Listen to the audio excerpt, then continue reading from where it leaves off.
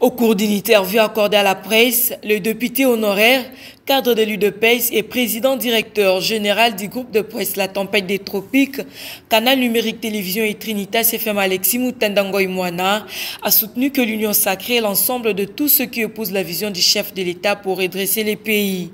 Pour lui, l'Union sacrée sera jugée lorsqu'elle sera à l'œuvre. Elle sera crédible au moment où on va la voir à l'action. Parce que théoriquement, ce sont, disons, toutes ces personnes qui se trouvaient dans la majorité de M. Kabila et qui accourent maintenant, si vous voulez, vers cette nouvelle dynamique pour pouvoir cheminer avec le nouveau président de la République. Alors nous ne pouvons juger de l'efficacité ou de la cohérence ou de la disponibilité, disons, de cette nouvelle dynamique que lorsqu'elle sera à l'œuvre. Parce que n'oubliez pas que la plupart de ces gens viennent évidemment de tous les milieux que l'on connaît. Vous savez, dans notre pays, on a vu une dynamique mobutiste et il y a évidemment des rescapés, n'est-ce pas, de cette période. Il y a eu une dynamique de Kabila et il y a des rescapés évidemment de cette dynamique. Il y a eu évidemment, disons, ceux qui ont prétendu être à l'opposition. Et alors, il y a des rescapés également de cette dynamique entre guillemets opposition. Alors maintenant, vous aurez évidemment un mélange, c'est-à-dire un alliage de toutes ces tendances mobutistes, tendances kabylistes, tendances opposition. Et même dans l'opposition, vous savez très bien que il y avait également opposition et opposition entre guillemets. Donc il y avait des opposants et puis des opposants entre guillemets. Donc tout ce monde évidemment va. Et puis il y a aussi la société civile. Société civile qui est aussi une autre dynamique.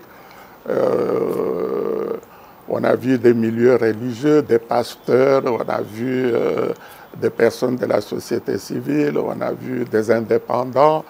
Alors tout le monde maintenant, si vous voulez, se retrouve dans cette nouvelle dynamique qui s'appelle l'Union sacrée.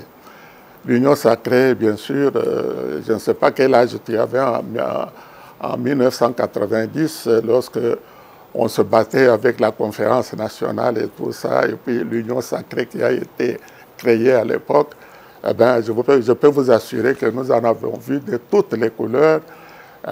L'union sacrée, ce qui était sacré a fini par être moins sacré qu'avant. Et puis jusqu'au moment où cette union, évidemment, avait disparu, disons, comme de la poussière, comme du brouillard, etc. Alors, l'union sacrée d'aujourd'hui, puisque vous me demandez si... eh bien, je peux vous dire que les bonnes volontés ne manquent pas, donc on ne peut pas être négatif, mais ce que je sais aussi, c'est que c'est un alliage, c'est un mélange de beaucoup de rescapés qui viennent de tous les milieux et puis qui vont entrer dans une nouvelle dynamique. Et alors le grand problème sera évidemment de mettre en place un système de gestion de tous ces messieurs et dames, parce que les Congolais, vous savez, chasser le naturel, eh bien, il revient au galop. Eh bien, espérons que, disons, cette dispersion, si vous voulez, de provenance dans une même casserole, espérons que ça va créer, évidemment, une soupe, n'est-ce pas, que le peuple congolais pourra boire sans avoir la diarrhée. Parlant de priorités que les Congolais peuvent attendre de l'Union sacrée, Alexis Mutanda pense que tout est prioritaire, en commençant par la sécurité, la santé, le travail et tant d'autres. Lorsque vous regardez les choses de très près, les problèmes sécuritaires, à l'est du pays, les gens meurent tous les jours égorgés comme des moutons et comme n'importe quoi. Le problème de la sécurité, eh bien, c'est un problème prioritaire pour l'ensemble du pays. Parce que même dans la ville de Kinshasa, je crois que personne ne peut vous dire qu'il est en sécurité. Le problème sécuritaire au niveau sanitaire, mais vous avez le Covid, hein, qui est en train de décimer pratiquement, enfin disons, qui pose de sérieux problèmes même dans les pays les plus puissants du monde. Et apparemment, dans notre pays, vous savez très bien, lorsque vous voyez comment les gens vivent dans la ville de Kinshasa, eh ben, vous n'avez pas l'impression que quelqu'un se soucie réellement, si vous voulez, de la propagation de cette maladie. Regardez tout simplement nos motocyclistes, comment ils circulent à travers la ville avec 3-4 personnes sur la même moto. Et Dieu seul sait combien de motos il y a dans la ville. Il y en a qui parlent de 200 000 motos dans la ville. Et puis nos petits marchés, etc. Donc, vous n'allez pas me dire que le problème sanitaire en ce qui concerne cette pandémie n'est pas un problème prioritaire. Parlons de l'enseignement. Vous savez très bien qu'il y a quelques mois, le gouvernement nous a parlé de la gratuité scolaire. Mais cette gratuité scolaire pose aujourd'hui des problèmes extrêmement sérieux parce que tout le monde s'est jeté sur l'initiative prise par le gouvernement et puis ensuite, vous voyez très bien que cette dynamique, si vous voulez, de la gratuité demande un budget colossal pour pouvoir le gérer correctement. Vous n'allez pas me dire que ce n'est pas prioritaire. Si nous prenons, par exemple, le problème de l'alcoolisme dans la ville de Kinshasa et même à travers le pays, eh bien, regardez tout simplement, disons, le nombre et la quantité d'alcool qui est déversée sur la ville de Kinshasa à longueur de journée, où vous avez des enfants, vous avez des jeunes gens, vous avez des mamans, vous avez des papas, etc., qui s'adonnent, disons. Et puis, ces boissons sont fabriquées sur place. Donc, il y a des usines qui sont installées dans la ville de Kinshasa et qui produisent de l'alcool à longueur de journée et qui se consommé à grande échelle. Vous n'allez pas me dire que pour l'avenir du pays, ce problème, cette préoccupation n'est pas un problème prioritaire. Lorsque nous regardons, disons, du côté du travail, eh bien, je ne sais pas si quelqu'un aujourd'hui connaît le pourcentage exact de chômage dans notre pays. Regardez les enfants qui terminent leurs études, qui ont des diplômes de licence, de doctorat, etc., eh bien, 80% ne trouvent pas du travail. Je parle de 80%, c'est peut-être, il y en a qui vous diront même 90% ne trouvent pas du travail. Vous n'allez pas me dire que tout ce problème-là de chômage dans le pays n'est pas prioritaire. Alors, nous pouvons attaquer n'importe quel domaine de la vie nationale. Voyez par exemple les richesses de notre pays. Les richesses de notre pays, nous sommes un des pays les plus riches du monde. Et commençons d'abord par nos minéraux. Nos minéraux aujourd'hui sont exploités de quelle manière? Vous avez des entreprises au Katanga, à l'est du pays, de l'or, du cuivre, du cobalt, et même le coltan, qui est un des produits qui sont les plus recherchés à l'heure actuelle, il échappe complètement à l'autorité du pays parce que c'est un produit qui sort des frontières d'une manière totale. Vous n'allez pas me dire que tout ça n'est pas prioritaire.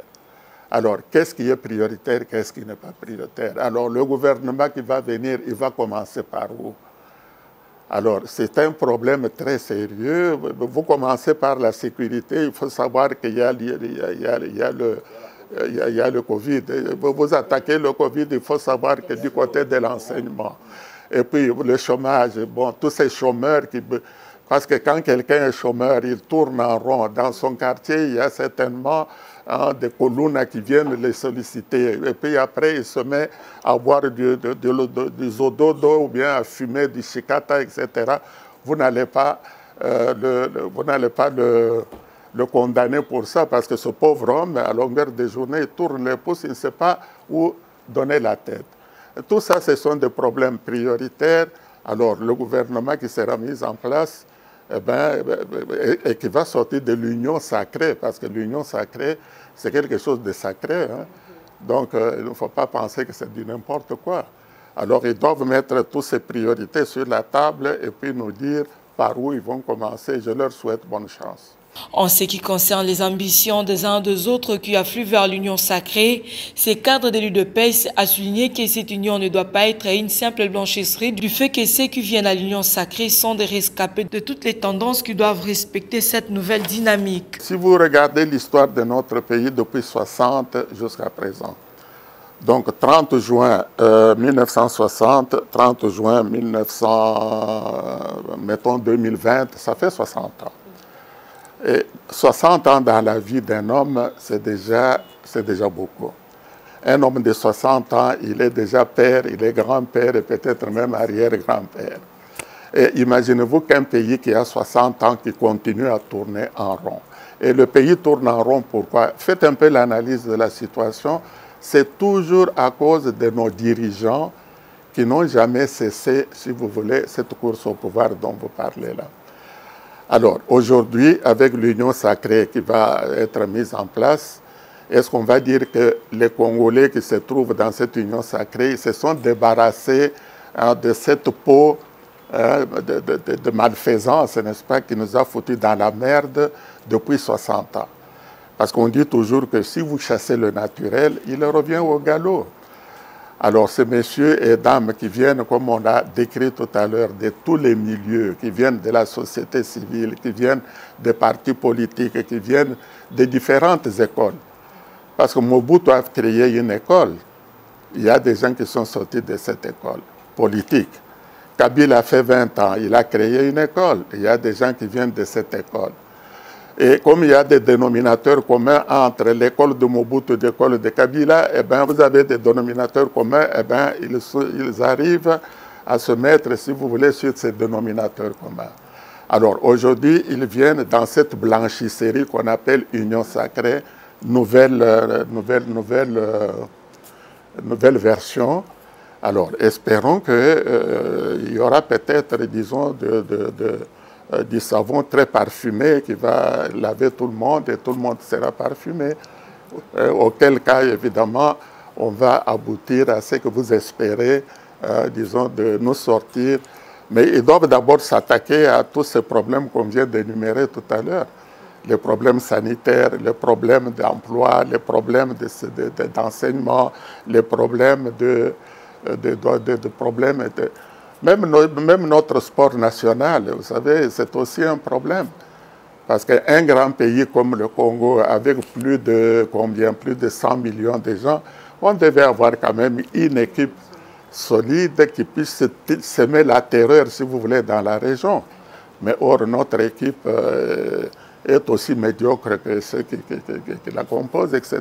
Donc, tout cela, c'est un souci majeur pour la conscience, n'est-ce pas, des personnes qui chantent l'hymne national, qui nous dit chaque jour « Debout Congolais, pour faire quoi? Pour être plus grand qu'avant, etc. » Donc, c'est un véritable problème. Président également de l'association des amis d'Alexis Mutanda Adam en sigle, au finish, le numéro 1 de cette association a souligné que la vision d'Adam est de lutter contre les antivaleurs.